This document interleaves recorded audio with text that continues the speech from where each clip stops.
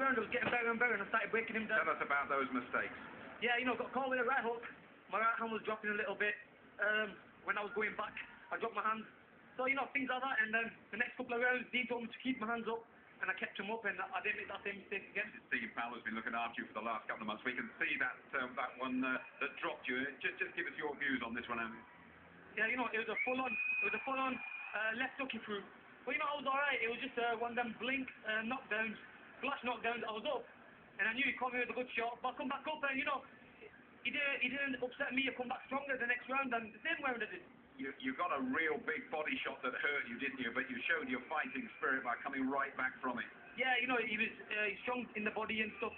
Caught me a couple of body shots, but I just didn't want to show him that I was hurt, because that's when he's going to adapt on that. So I just moved around and got my composure back and carried on with what I had to do.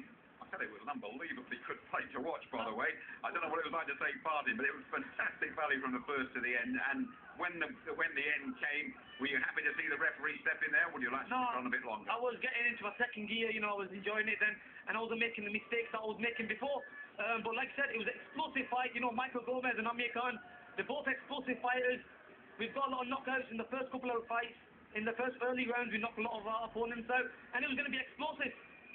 Let's get a quick word from Dean here. Dean, give us your assessment of what your man did tonight. He got involved at times, but when he kept his composure, started breaking him down, we've been so intent in training on getting him to keep his left hand up all the time. One time he forgot to keep his right hand up. He was okay straight away.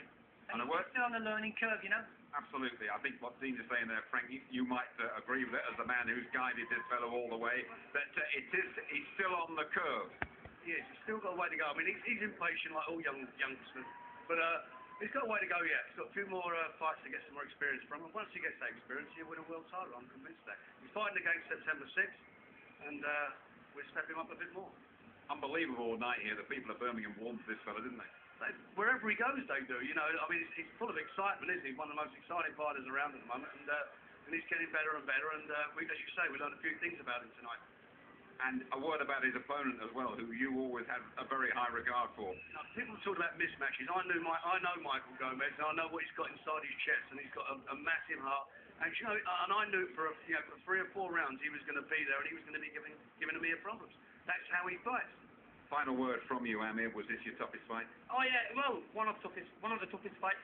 I'll making stupid mistakes, and I learn from them mistakes. I'm gonna learn from them. I'm gonna go back home, work on watch the video, and work with Dean on them, and then carry on my journey towards the world title. And before you go, can I just happy birthday to my mum? And I just want to say hello to a guy, one of my mates called Zach, who couldn't make it here. Thank you very much. You've done it. You've done it. Thanks for a great night's entertainment. Good, Barry. So, give us your cool, calm, and